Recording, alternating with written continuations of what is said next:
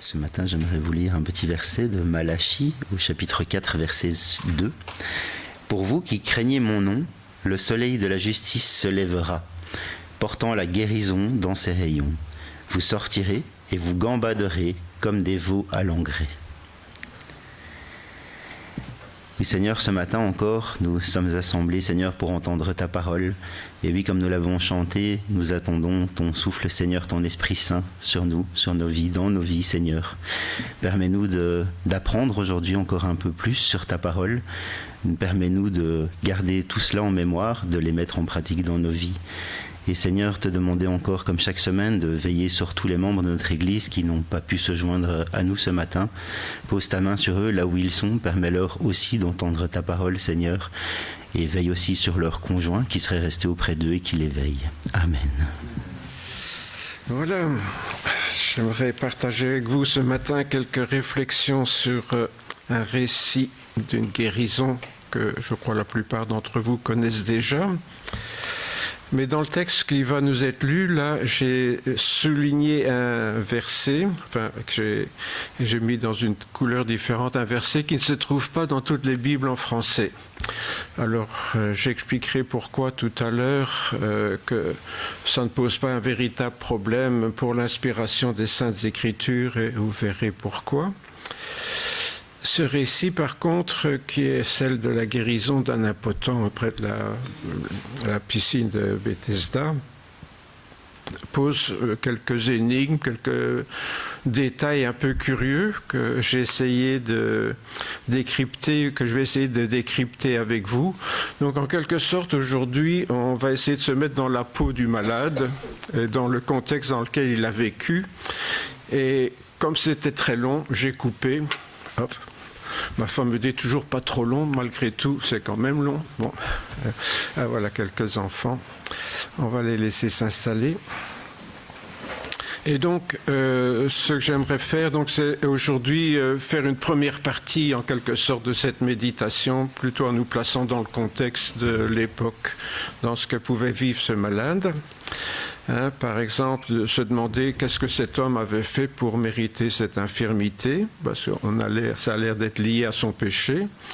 Et pourquoi espère-t-il un miracle depuis 38 ans? Pourquoi 38 ans? Et puis d'autres petites choses comme ça.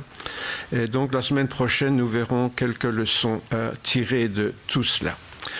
Eh bien, on va commencer par écouter donc ce récit. Je demanderai à Françoise de venir nous faire la lecture.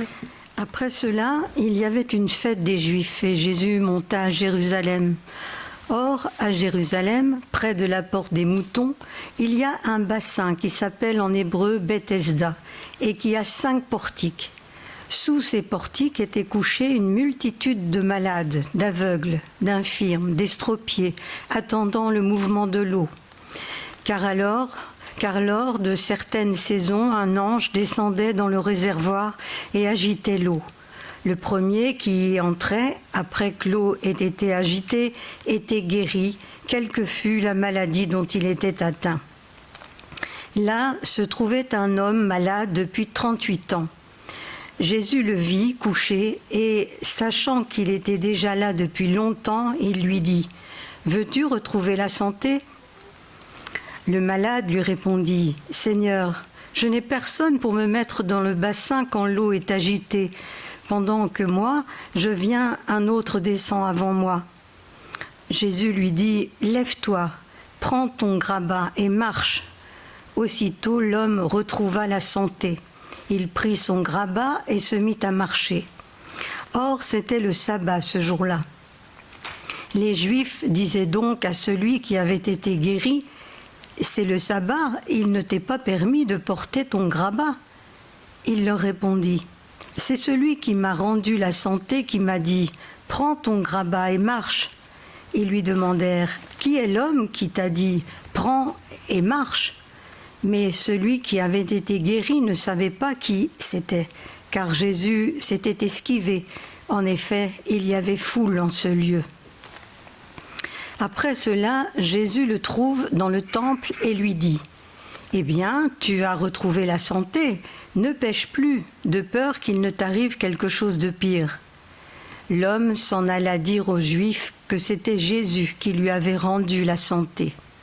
C'est pourquoi les Juifs persécutaient Jésus, parce qu'il faisait cela pendant le sabbat. Jésus leur répondit, « Mon Père est à l'œuvre jusqu'à présent, et moi aussi je suis à l'œuvre. » C'est pourquoi les Juifs cherchaient d'autant plus à le tuer, non seulement parce qu'il annulait le sabbat, mais parce qu'il disait que Dieu était son propre Père, se faisant ainsi lui-même égal à Dieu. Voilà, donc vous avez vu donc, que j'avais souligné un passage où les questions de l'ange qui descend dans la piscine agiter l'eau et qui ne se trouve pas donc, dans tous les textes anciens et donc pas dans toutes nos Bibles en français. Alors, donc, pourquoi donc certaines phrases sont absentes du Nouveau Testament comme ça, et, dans certaines de nos Bibles et pas dans d'autres, hein. Donc, si vous voyez un peu les différentes versions, vous verrez que certains traducteurs ont gardé cette phrase, d'autres ne l'ont pas gardée, d'autres l'ont mis entre crochets pour dire qu'elle n'est pas dans tous les anciens manuscrits. Mais il faut se rappeler donc que le texte du Nouveau Testament a été écrit en grec, puisque c'était la langue internationale à l'époque des apôtres. Et puis, il a été traduit dans nos Bibles en français, mais pas directement, bien sûr. Et il a été traduit en français après d'avoir été copié pendant des dizaines et des dizaines d'années. C'est normal, quand il n'y a pas l'imprimerie, on était bien obligé de recopier pour le distribuer un peu partout aussi. Or, si vous avez été à l'école, je crois que tout le monde y a été au moins un petit peu, hein, et qu'on a fait des dictées, vous savez que quand on fait des dictées, il y a des fautes de copie. Et c'est ce qui arrivait dans ces copies, il y avait des fautes. Alors, il faut savoir aussi que la liste du Nouveau Testament tel que nous l'avons aujourd'hui, elle existe seulement depuis 382. Donc avant 382, au Concile de Rome, tous ces livres existaient, mais ils existaient avec beaucoup d'autres manuscrits qui étaient traités un peu comme la parole de Dieu. J'ai fait une petite parenthèse ici parce que ça peut vous intéresser. C'est que lors de ce concile de Rome en 382, je rappelle qu'un concile, c'est une réunion de tous les évêques du monde. À l'époque, c'était en gros le bassin méditerranéen, hein, c'était pas l'Amérique ni l'Asie. Mais donc, tous ces évêques se réunissaient sous la présidence de l'empereur. Pourquoi est-ce que l'empereur avait voulu réunir tous les évêques? Parce qu'il voulait que tout le monde croie la même chose. Alors, il fallait se mettre d'accord pour que tout le monde croie la même chose. Pourquoi? Parce qu'il voulait unifier son empire aussi au niveau religieux. Et donc, lors de ce concile de Rome en 382, ils ont demandé à Jérôme de traduire la Bible, donc, qui était en grec, hein, de la traduire en latin, et c'est la fameuse Vulgate. Et cette Vulgate, elle est importante pour les catholiques parce que lors de la réforme protestante, c'est devenu la version officielle de la Bible. Donc, en tout cas, du Nouveau Testament. Or, c'est intéressant, ça, parce que ce que les catholiques ont considéré comme le texte officiel, inspiré de Dieu, n'était pas le texte original, mais une traduction en latin. Vous voyez, donc, tandis que les protestants, eux, ont voulu garder les originaux en grec. Et ça a été un problème pendant longtemps entre les Bibles catholiques et protestantes, parce que les Bibles catholiques, c'était traduit du grec en latin, puis du latin en français. Or, une traduction, il y a toujours des choses qui changent. Et donc, les protestants, eux, traduisaient directement en français. C'est pour ça, quand vous lisez une Bible traduite selon les originaux hébreux et grecs, là, vous voyez, quand la première page, hein, c'est pour ça. Bon, ça c'est une petite remarque en passant, parce que c'est intéressant de se dire parfois, tiens, comment ça fait que les catholiques, pour le Nouveau Testament, c'est les mêmes livres, hein, c'est les 27 livres en question, pour tout le monde, hein, que ce soit les orthodoxes, les catholiques, les protestants, tout le monde est d'accord, pour ça il n'y a pas de problème. Mais la traduction, parfois, ça peut changer. En 393, un autre concile à Hippone, donc c'était la Tunisie actuelle, hein. Cette liste de 27 livres du Nouveau Testament a été confirmée Mais il faut savoir, donc, comme je le disais à l'instant, qu'avant ces 2 conciles, tous ces livres existaient déjà, mais il y avait beaucoup d'autres livres qui circulaient dans le monde chrétien. Et alors, qu'est-ce que c'était? Il y avait des faux évangiles qu'on avait attribués à tel ou tel apôtre, bien que ce n'était pas lui qui l'avait écrit. Il y avait des fausses épîtres qu'on avait attribuées à Paul ou à d'autres, mais que ce n'est pas eux qui avaient écrit. Et des apocalypses pareils. Et donc, lors de ces conciles, c'était quand même déjà des spécialistes de la Bible, et puis ils étaient assez proches quand même de l'origine. Donc, il y avait encore des traditions solides pour dire, non, ça on sait que ça ne vient pas vraiment des apôtres, ça a été rajouté après, etc. Donc, on a fait le nettoyage dans tout ça et on a gardé 27 livres. Voilà. Et je crois que c'est bien que ça a été fait comme ça. Donc, tous ces anciens manuscrits, parfois, bien que c'était de ces 27 livres, il ne faut pas oublier donc que c'était des copies et dans certaines phrases, il y avait des mots en plus, des mots en moins.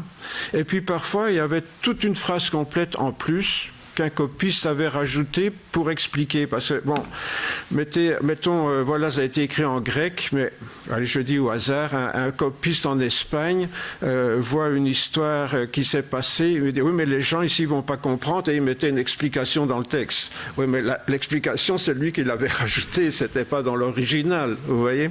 Donc, c'est ce qui se passe apparemment pour le texte en question ici que j'ai surligné tout à l'heure là. Dans notre récit, donc, il semble que l'attribution à un ange donc, du bouillonnement sporadique de la piscine s'est fait par un copiste qui l'a rajouté après, parce qu'il voulait rendre le texte religieusement acceptable. Pourquoi ? Voilà, ce matin, j'essaie de voir un peu tout ça. Pourquoi? Parce que cette histoire d'un ange qui descend agiter l'eau, c'était manifestement une superstition, et l'attribuer à l'apôtre Jean, c'était pas très sérieux, quoi. Parce que Jean était quand même plus sérieux dans son récit de la vie de Jésus. Et donc, si bien que certains ont dit, oui, mais ça, c'est une fake news, on n'en veut pas. Et d'autres ont dit, oui, mais il est quand même dans certains manuscrits, donc on va le mettre. Et d'autres ont dit, bon, allez, c'était peut-être des Belges, les arrangements à la Belge, c'est bien connu. Hein. Ils l'ont mis entre crochets pour dire, bon, allez, on le met là, mais c'est pas sûr qu'il doit être là. Voilà. Donc ça, c'est pour l'explication un petit peu de ces différences. Parce que ceux qui ont traduit la Bible en français, certains ont considéré que c'était bien, d'autres pas. Vous voyez, c'est comme ça que dans nos Bibles, il y a ces différences. Mais en général, il y a quand même une note où c'est entre crochets. Hein. Une autre remarque en passant, pour ceux qui ne le sauraient pas, c'est qu'avant le Moyen-Âge, dans le texte qui était écrit à l'époque, il n'y avait aucune ponctuation et il n'y avait aucun verset. Donc ça veut dire quoi? Ça veut dire que tout était écrit d'un seul bloc. Souvent, il n'y avait même pas d'espace entre les mots. Donc imaginez que vous devez lire quelque chose, pas de ponctuation, pas d'espace entre les mots. Alors, le premier qui a eu l'idée quand même de mettre un peu des coupures, c'est un évêque anglican qui s'appelait Étienne Langot. Au départ, c'est un catholique, puis quand le roi Henri VIII a voulu faire sa propre religion anglicane, là, il est devenu archevêque de Canterbury. Hein. Mais donc, il a quand même eu la bonne idée de diviser, à l'époque, il lisait, comme il était catholique, il lisait en latin, la Vulgate, et il l'a divisé en chapitres. Bon, c'était déjà un début, mais enfin, ça, c'est seulement en 1200, ça, hein, 205. Bon. Il faudra attendre 1551 pour qu'un imprimeur protestant, un Robert Estienne, a publié le Nouveau Testament en grec, et lui, il a rajouté alors les versets. Bon. Et si bien que ça s'est répandu dans tout le christianisme, et c'est comme ça qu'aujourd'hui on a des versets dans notre Bible. Mais donc ça date de 1551. Là.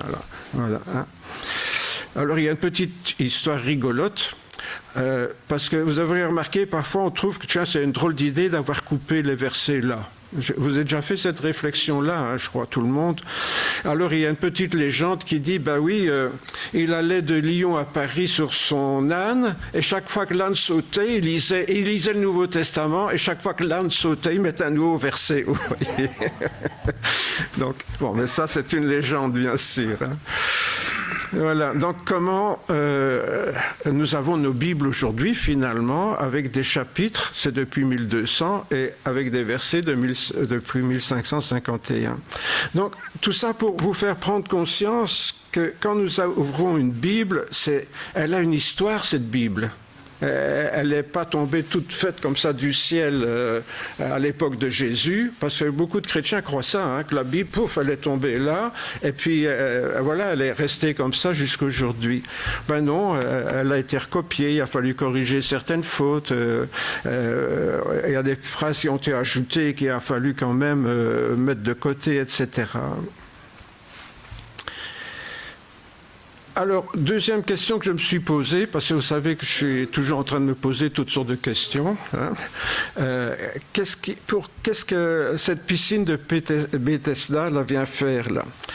Eh bien, c'est intéressant parce qu'en araméen, Bethesda, donc il ne faut pas oublier qu'à l'époque de Jésus, les Juifs revenaient de la captivité à Babylone. Babylone, c'est où aujourd'hui? En Irak, hein, en Irak. C'est de là que venait Abraham aussi, d'ailleurs, hein, l'ancêtre des Hébreux. En quelque sorte, les Hébreux sont des Irakiens d'origine. Ben oui, objectivement, c'est des... Bon. Mais donc, au cours du temps, ils ont parlé hébreu, mais quand ils sont retournés à Babylone, ils ont reparlé l'araméen, hein, qui était la langue à Babylone, et ils l'ont gardé quand ils sont revenus. Donc, Jésus parlait l'araméen. Il lisait la Bible en hébreu, mais il parlait en araméen. Et les Juifs parlaient araméen. Et donc Bethesda en araméen, ça veut dire maison de la miséricorde ou maison de la grâce. Donc c'est un peu un nom prédestiné quelque part. Hein.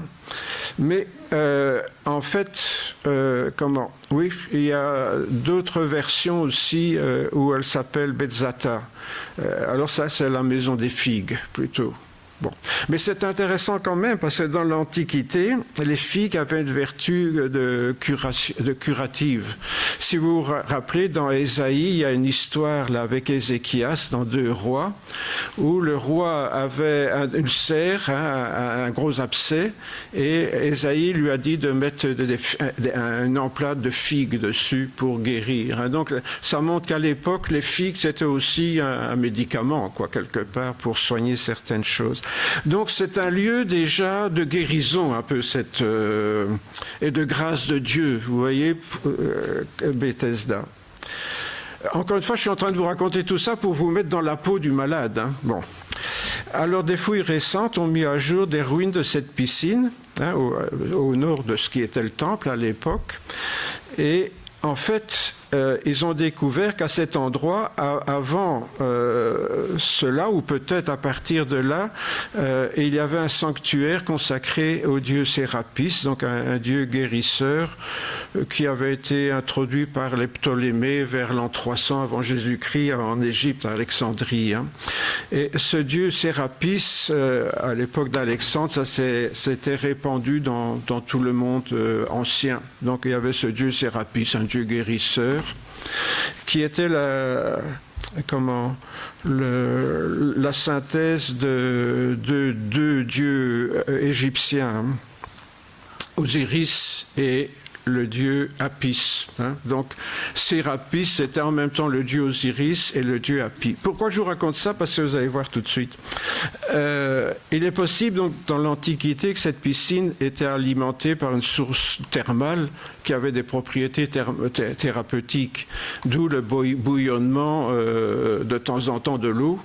Mais bon, les gens avaient attribué ça au dieu, hein, un dieu qui faisait bouillir l'eau, et cette eau thérapeutique permettait à certains malades de guérir. Bon, voilà. Vous savez, c'est comme les gens qui allaient aux zoos à Spa ou à Vichy ou je ne sais pas moi. Hein. Ouais.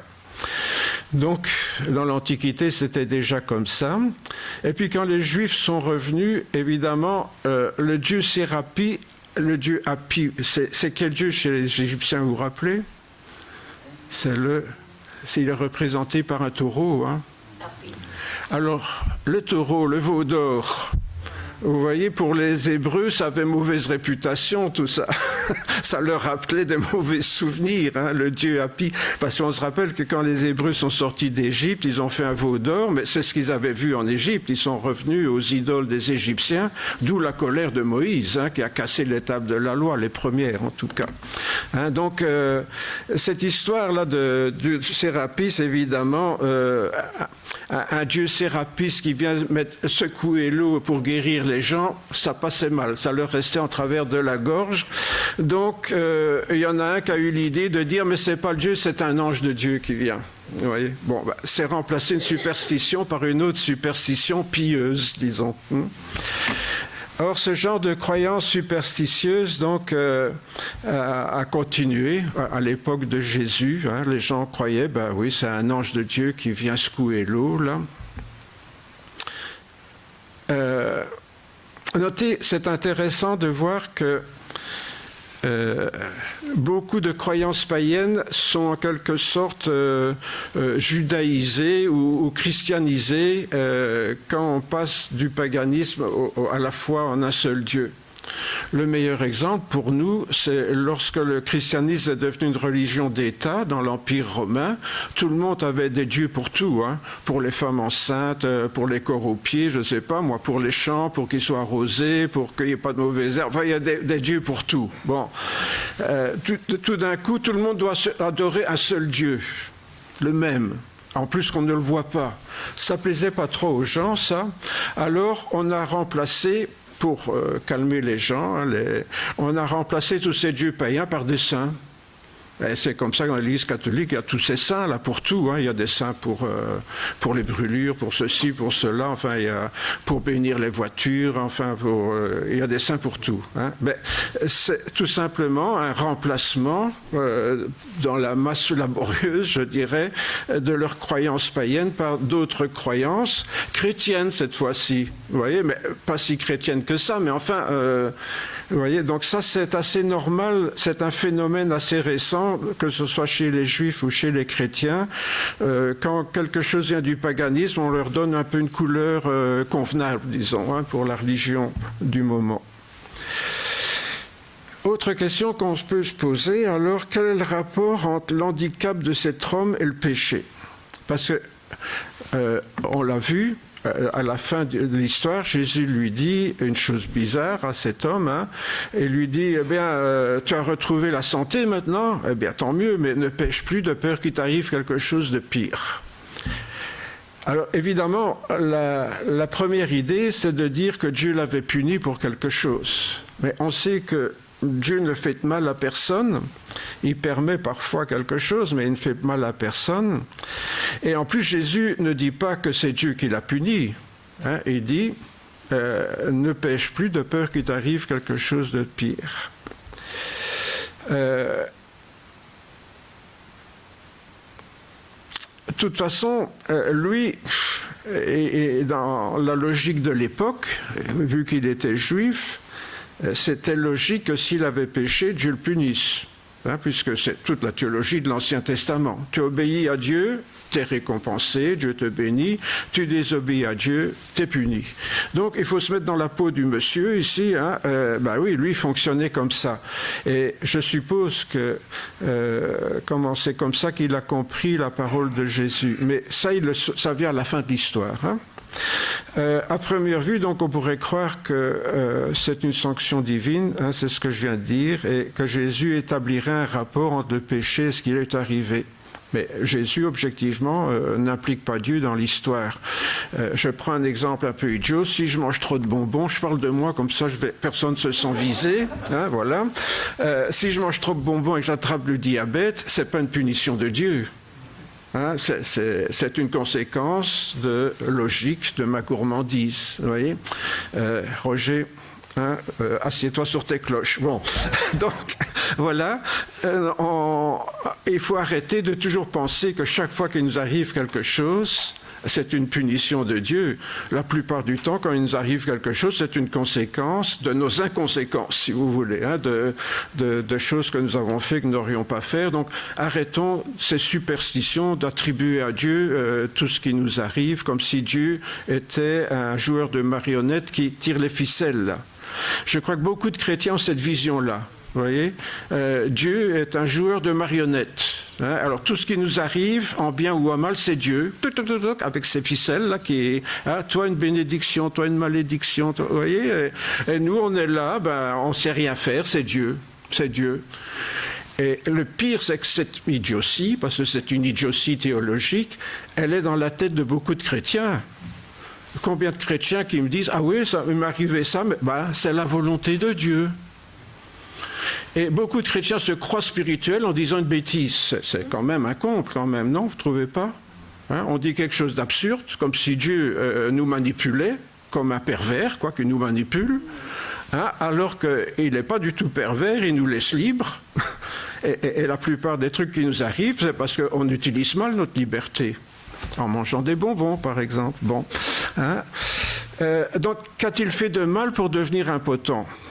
Eh bien, on n'en sait rien, finalement. On n'en sait rien.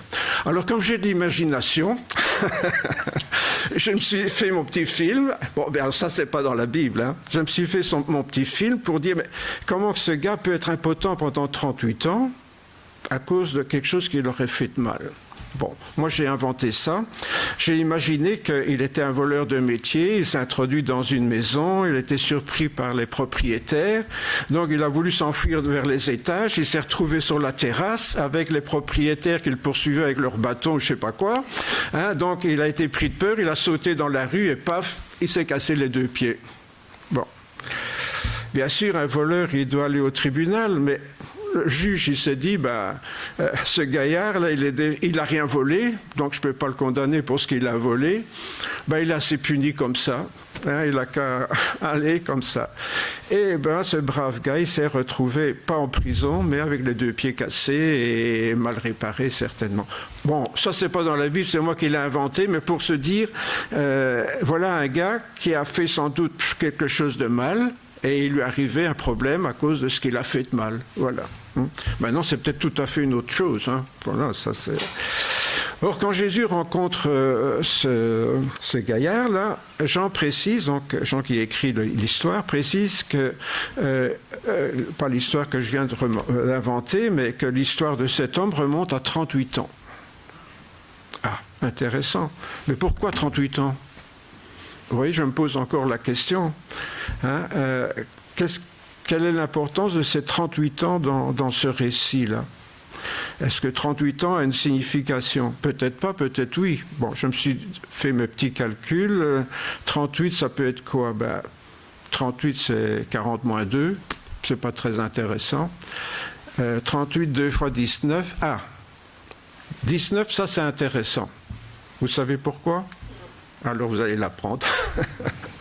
Comme quoi, vous voyez, comme disait mon père, tu as fait des études, il faut les amortir. Eh bien, si vous connaissez le calendrier juif, ça va vous parler. Vous savez que les Juifs, comme les musulmans d'ailleurs, ont un calendrier lunaire, c'est-à-dire les mois de 29 ou 30 jours.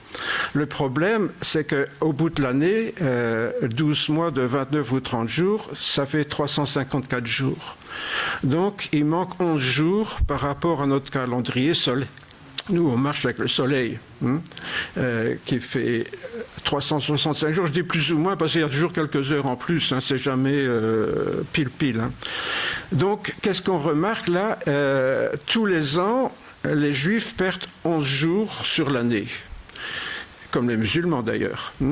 Mais les musulmans n'ont pas fait comme les Juifs. Eux, ils se trouvent avec leurs fêtes qui sont décalées dans l'année. Donc, par certaines années, le ramadan, il tombe en hiver, et d'autres années, ça tombe en été. Si vous avez des amis musulmans, vous avez remarqué ça.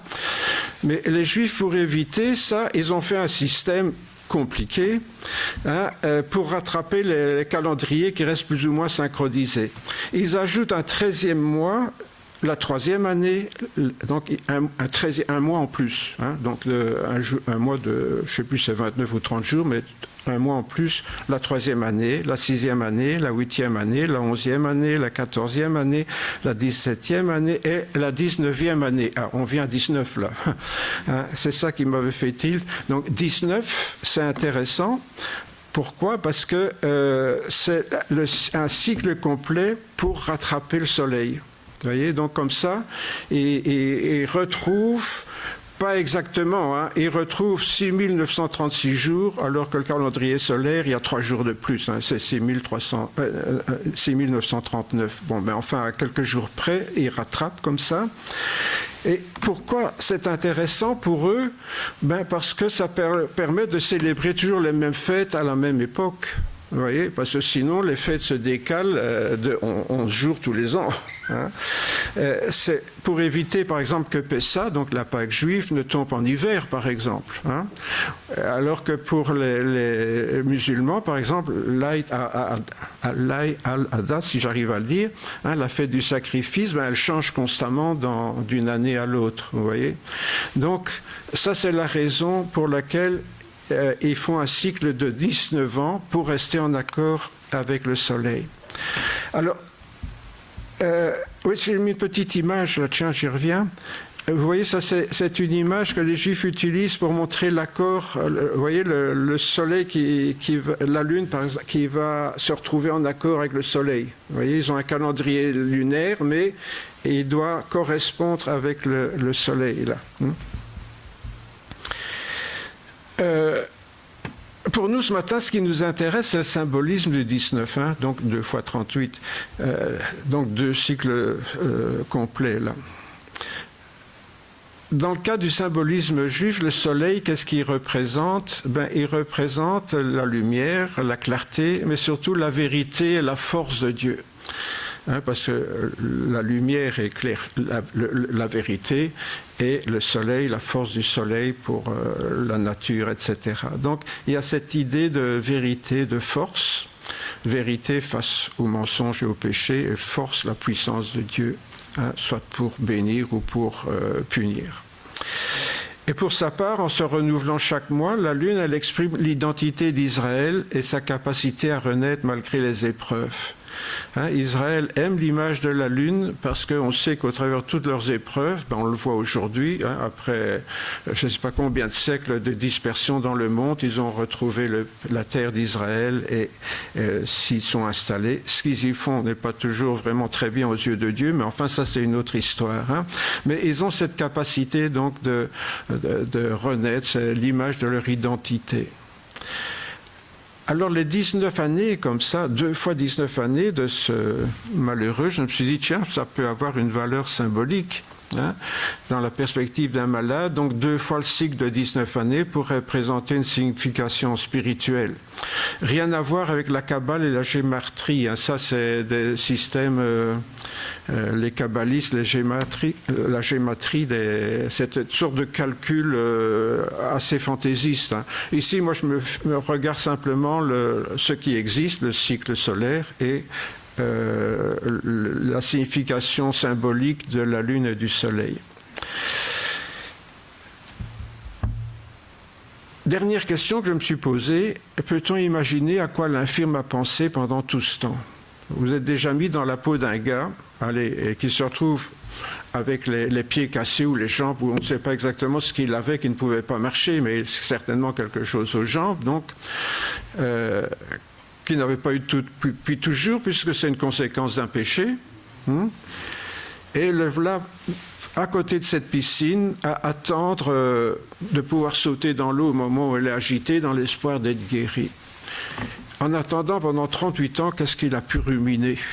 Hein, on peut se poser la question quand même. Nous savons déjà que Jésus ne présente pas son impunité comme une punition divine. Hein. C'est quand même, il ne faut pas oublier ça. Mais ça n'empêche pas que lui, il a la conviction que Dieu l'a puni. Parce que c'est sa religion comme ça. Hein. Donc lui, il est convaincu que c'est une punition de Dieu. Peut-être pensait-il au prophète Malachi comme à la seule porte de sortie. Pourquoi? Parce que pendant ces 38 ans, bien sûr, il le dit, personne ne l'a aidé à entrer le premier dans l'eau. Pourquoi le premier et pas le deuxième, ça fait partie des superstitions, j'imagine. Mais donc, il cherchait certainement toutes sortes de choses dans sa religion, puisqu'il était juif. Or, c'est intéressant parce que il y a cette prophétie de Malachie, hein, pour vous qui craignez mon nom, se lèvera le soleil de justice. Andy nous l'a lu en introduction. Hein. Pour vous qui craignez mon nom, se lèvera le soleil de justice et la guérison sera sous ses ailes. Vous sortirez, vous sauterez comme les veaux à l'engrais. À mon avis, c'est impossible. Si un jour, dans une synagogue, il a entendu ce verset, c'est impossible qu'il ne se soit pas senti concerné. Hein, imaginez un impotent qui entend un rabbin qui lit ça, il va se dire, mais voilà ce qu'il me faut. C'est que ce soleil de justice se manifeste dans ma vie et puisse me guérir. Et puis, il réfléchit, ça fait 38 ans que je suis là, 2 fois 19 ans. 2 fois 19 ans, c'est quoi? C'est quand ce soleil vient se réconcilier en quelque sorte avec la lune. C'est comme si Dieu venait se réconcilier avec moi. Et donc, enfin, j'imagine qu'il a dû penser à ce texte de Malachie comme à quelque chose qui le concernait. Et il était convaincu quelque part que puisque sa maladie était une punition de Dieu, sa guérison était liée à quoi? Au pardon de Dieu, forcément. On peut imaginer donc que lui qui connaissait bien les particularités du calendrier juif, forcément, puisqu'il vivait avec ça tous les jours, hein, son calendrier juif, il voyait dans cet alignement du soleil avec la lune, hein, autrement dit de Dieu qui est en quelque sorte réconcilié avec Israël, et il voyait quelque chose de très fort comme image. Autrement dit, il espérait peut-être que la puissance de guérison de Dieu rejoindrait sa piété de juif. Mais voilà, la première fois des 19 ans, il ne s'est rien passé. Ça veut dire que Dieu était toujours en colère sur lui. Encore une fois, c'est parce que moi je dis, c'est ce que lui pensait.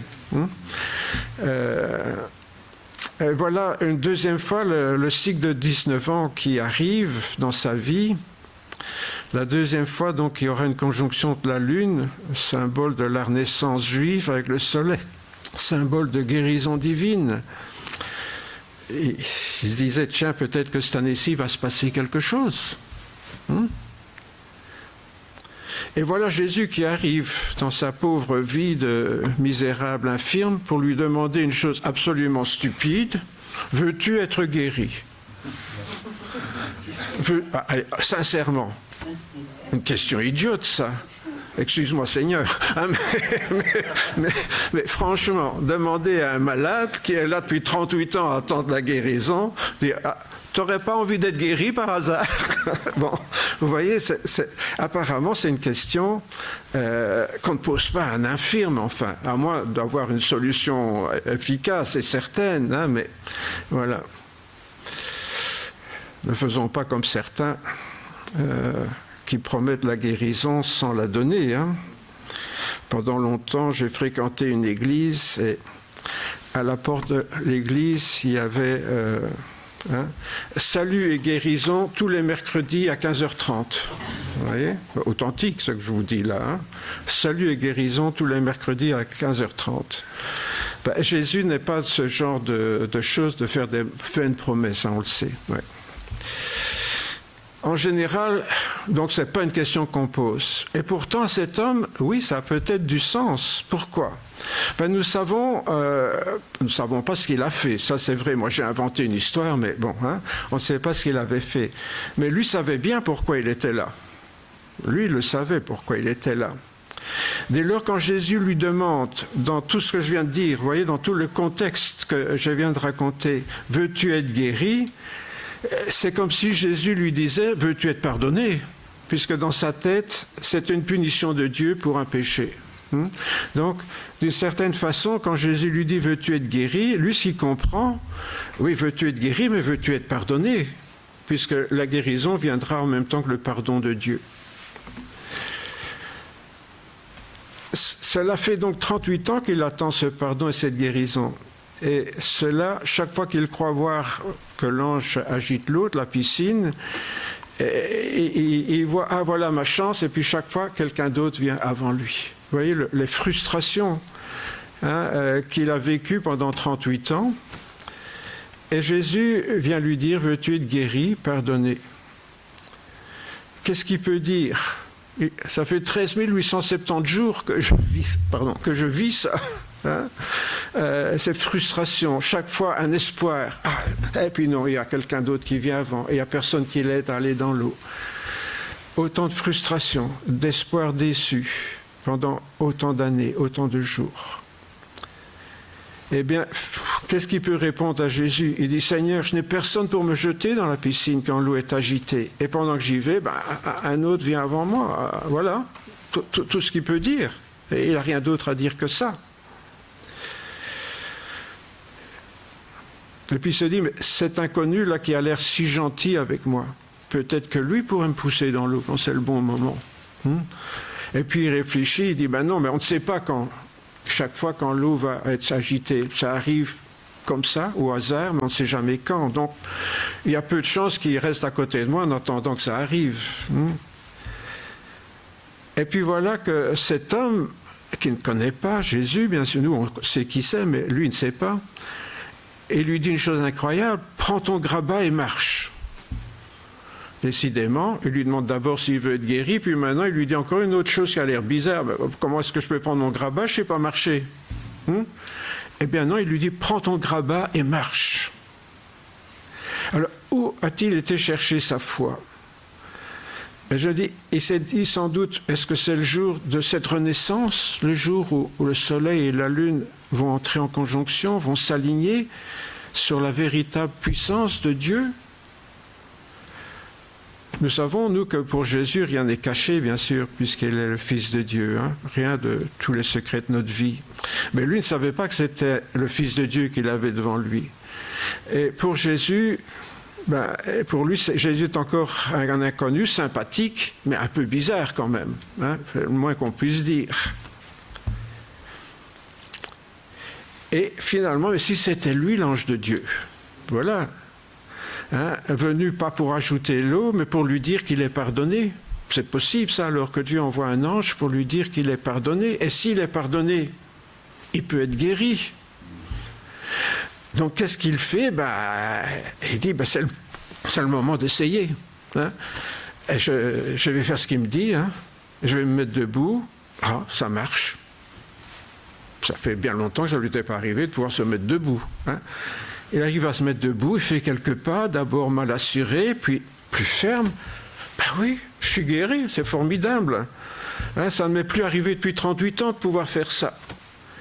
Donc, qu'est-ce qu'il fait? Il se retourne, et puis voilà, Jésus n'est plus là. Jésus a disparu. Alors, cette fois-ci, il en est sûr, lui, que c'est lui le soleil de justice. C'est lui que Dieu a envoyé pour me pardonner, m'apporter la guérison, me réintégrer aussi à la communauté d'Israël, parce que dans son état, il en était exclu, de retrouver sa dignité d'être humain, de membre du peuple de Dieu.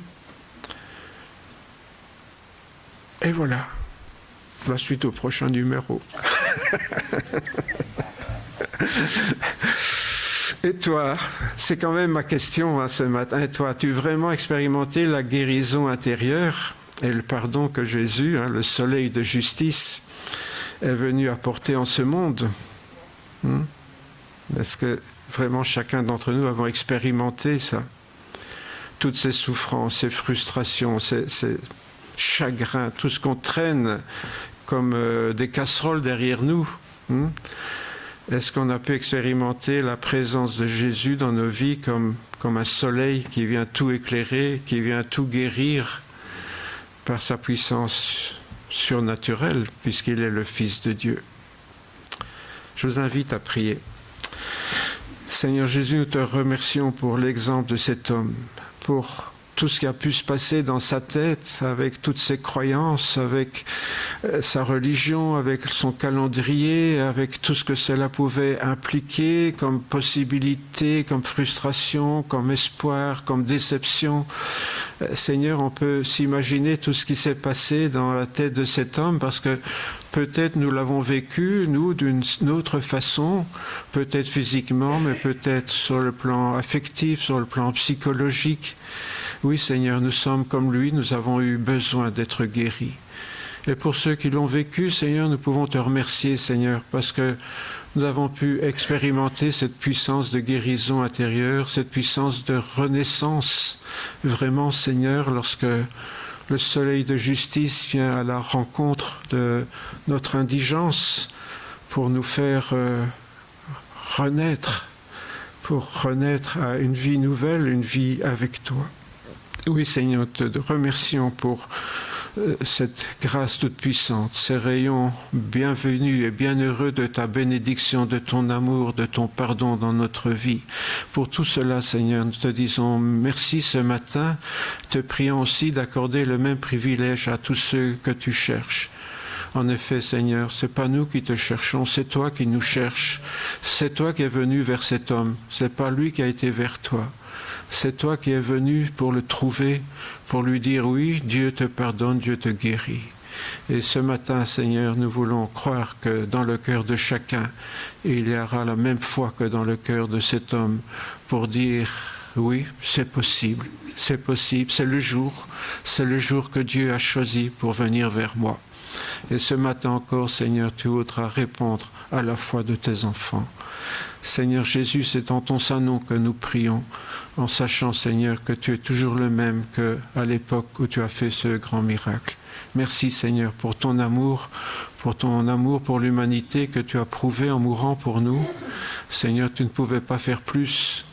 Guérir, c'est déjà grand, mais mourir pour quelqu'un, c'est tellement plus encore. Et cela, tu l'as fait pour nous. Et nous te disons merci ce matin.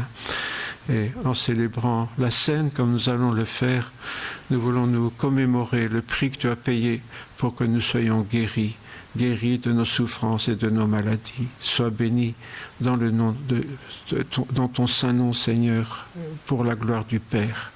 Amen.